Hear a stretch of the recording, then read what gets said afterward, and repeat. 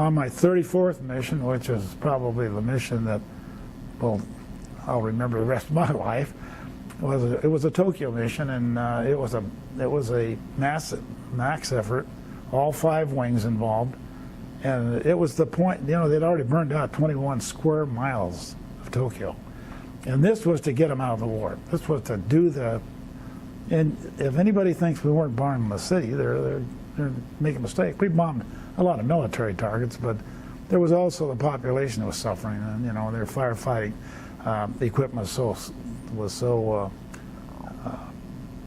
primitive that they, and of course the houses were built with sticks and paper.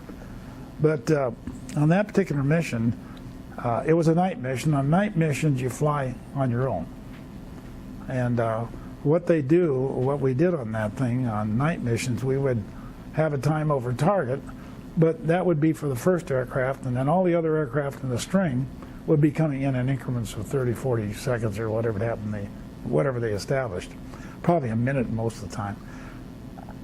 And you always tried to get to the center of that target, and that itself was a difficult thing, because quite often the people that bombed there before, the thermals were coming up, and I mean the airplane would be kicked out of formation like this. It's just terrible. So I always thought to myself, why? This is stupid. Why not bomb alongside of it? Do more damage. But anyway, most people ended up doing that, by the way. But the idea of sending an airplane into an area that under that tremendous thermal activity is just stupid. You know, it doesn't make sense. But we, on our particular mission, we were going along great. We were about, well, I think we were pretty close to the end of the run there, you know, and we'd already dropped our bombs and everything, and we got hit by fighters real heavy. Well, we got hit by flak first, and it took out the right-hand engine, and the next one was shot up pretty bad, and the cylinder head temperature was climbing, you know, and the engineer was going crazy, and so was I, because, and I said, we were about 8,000 feet then, and I said, we got to get down on the deck. That's all there is to it. We're going to get chewed up here. We can't defend ourselves. So we did that. We dove for the deck, got right on top of the ocean. We were coming out, as a matter of fact, right out of Tokyo Bay. And the fighters tried to get to us, but they couldn't get it. And our gunners were good enough to keep them off anyway, but they couldn't press an attack because there wasn't much below there. If you're going to make a pass, you know, and it was night too, right? Yeah, and so we were pretty lucky. We got out there and didn't get hit again, but as I said, we were watching the cylinder head temperature in that other engine. We were on 3 then, and we kept flying, and I had the flimsy out, you know, and I said, okay, here's the submarine. It's 100 miles right off the coast right there. We headed for it, you know, and it just devastated me, because as I was looking this thing over, trying to get as much information, he turned the back page and it says, submarine on area so-and-so and so-and-so, which I didn't realize at the minute is off station. And that was our submarine. And so I told him, I said, hey guys, we got to go down here, because that's the place we got to go.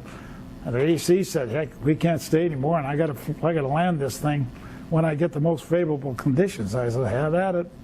So anyway, we had a real successful ditching. It was 100 miles off the coast, right outside of Tokyo Bay, and that was a thrill of thrills, by the way. You know, as you know, the B-29's pretty much glass in the front. And we came in really well, tail low, hit the water. And the nose came over, held it off real good. Nose came over, and that sucker just went straight down. And I said, oh my God, we're through. This is going to keep going. And it bobbed right back to the surface. B-29 was a good floater. I mean, and there were times the Navy had to go out and sink us some of these darn things around the islands when they ditched right off the islands. But anyway, it popped back there, and we had one man that got hit right in the chest, one of the scanners in the back. Real good gunner too, and so we knew he was dead. And then we had 2 other gunners back there. They got hit real bad right there. They were in pretty serious condition. So we got everybody out, got the boats inflated and everything, and tied off. One of the guys tied the things off to the flaps, and at that point the airplane is still floating very well. And so I went back into the airplane to get as much more water and food as I could find, and so that would make it a little bit easier. You never know how long you're going to be out there. So I did. I went back into the airplane, and when I was in there, I started gathering up whatever I could find, pints of water and things like that. And then it dawned on me, this good guy that we've had from the very beginning, he was back there, and I says, you know, I can't in good conscience leave this airplane. If he's alive, he's got to go with us. Because in the haste of everybody going out, I thought maybe they didn't even know he was alive. I crawled down the long tunnel. The tunnel was between the forward cockpit all the way to the rear of the airplane, and it's over the bomb base. It's about that big around. I crawled down there, and I looked in there, and I saw this guy, and I just about threw up. I would just, he had caught one right in the chest here. He was splattered all over everything. I kept it down and crawled back up the tunnel, you know, and I'm ready to pop out of the Astrodome again. And when I do, those two boats are not there. And I just blanched. I said, my God, what am I going to do here? I'm alone out here. So I said, well, you're going to start kicking in the training you've been getting so long. And, you know, we had a lot of that survival training out there. And so I knew I wanted to stay close. I said, I can't stay on the airplane because they're going to find it, or it'll sink, and I'll be asleep when it sinks. And they certainly will find 100 miles off the coast and sink it anyway. So the only choice I had was to get in the water. And, of course, the only choice that I had at that point was a 3.5-foot dinghy, and that we all had. So anyway, I gathered up everything I could. It's about the size of that table there. Well, it's even smaller than that. Of course, I was a skinny little guy. Good. But what I did then was I got a parachute, and I said, I know this is going to be golden to have if you're out there by yourself. So I tied it into another raft, inflated it, pulled both the rafts out there, and finally launched myself. And I heard the other guys once. I think I heard their whistle. That's all I ever heard. The weather was getting fierce. It was starting to really, I mean, the swells out there were getting to 8 and 10 feet then. And it was terrible. Just getting in the water, you know, every time I tried to get in, there would be something go over the wing, and I'd have to reorganize. Anyway, I got in the water, and I had my boat behind me tied on, and of course I was tied to my boat, and got out there, and it was just the first thing that happened was I got tossed out of the boat. There I was in the water. So the procedure is you get your Mae West on, you got to deflate the Mae West, and then pull the boat underneath you, and then get turned around, and then inflate your Mae West again. So after you do that about 7 or 8 times, you're getting to the point where you're pretty tired. So that night, I ended up finally saying it's no use. I just hung onto the boat and stayed in the water with my Mae West inflated. And the next morning, it wasn't anywhere like it was during the night. And I looked back there, and of course, my boat's gone. My parachute and everything, and the extra big water jug I had, you know, you carry these big water jugs, I had that tied in there. And I said, oh no, that was what I was really counting on, you know. But anyway, I was out there by myself, and that is an experience I don't know if you can really ever explain. I know that after the war, when I came home, every time there was anywhere, the Air Sea, I mean, they'd have survival training, and quite often the program was just nothing. Take you out to the swimming pool and talk about it. And they heard about me, somebody did, and every time I turned around and was forced to tell this story about the ditching, it got more of a romantic situation. It almost sounded like I was on a cruise. I'm not kidding you. And then when somebody finally talked me into start writing this book, it was difficult to get myself back in that frame of mind. So in any event, the sailing there was a little bit different than I'd ever been involved in off the Pacific coast here, being a kid in Southern California. But it had its highs and lows, and most of it was low. And almost without exception, the swells are, you know, the North Pacific's a wild place. I know you've probably flown, I know you have, and I'm sure you have. I don't know about the other gentlemen, but it is not a place that you'd really like to be in, especially when you're only 100 miles on the enemy coast. And I thought, what am I gonna? So I was doing everything I could to get away from there, but you know, there are very limited resources. And I thought if I stayed out there close, maybe I'm going to be close enough to the others that if they're spotted, which would be much easier than spotting me, then it'd be a good chance for me to recover from this thing. But I can tell you from experience, on one mission, as an example, coming back to Tinian, we got diverted about 50 miles off course. They said, we got a crew that ditched over here, and go over there and dump your sea marker die and everything, mark them and everything. So we went over there and we flew right over them. We made a needle and ball turn back. 20 minutes later, we spotted them again. That's how hard it is to see anybody in the ocean. I think you probably have experience at that. So I thought to myself, boy, I pray that they got my last report, last radio report with the longitude, latitude, longitude, and I know it went out. The radio operator said, yeah, I got it out, and then we ditched. So I knew they knew where we ditched, and that and myself, I knew that might help. But we went along. It was really tough in that boat for a couple of days. But there was about the third day when I'd heard all kinds of engines, and I more or less knew when it was a Japanese airplane because of the wah-wahs. They didn't bother with synchronizing props very much. But and then I'd flip the cover on my boat over to the right color, the green up when they're around, yellow when you're hopeful that it's a friendly airplane. But I heard this airplane, and I knew it had to be takeoff power, and I figured it was a PBY, and it certainly was. And they had picked up the other people. And the aircraft commander said, look, my navigator's right back there. Let's go back and get him. And there was a JG and a lieutenant flying this thing. And he said, no way, we can't do it. Number one, we got reports of all kinds of enemy activity in the area here, plus the fact that we've also reported that airplanes are in the area, Japanese airplanes, so we can't do it. So after haranguing for quite a while, they flew off. And by the way, they did get back in time to save the two guys who were wounded. And after they were doctored for a while, they came back stateside and was out of the war. But I was just devastated. I knew what happened. I heard the airplane take off and couldn't see it or anything. When you're on the ocean, you're at zero elevation. And in that kind of environment up there, Queen Mary could be 100 yards off and you'd never see it unless you're top of it. So anyway, I carried on and best I could. And what I was thinking all the time, how am I going to injure all these guys, my crew, when I get back for leaving me? I kind of figured out what happened, but I was still pretty unhappy about it.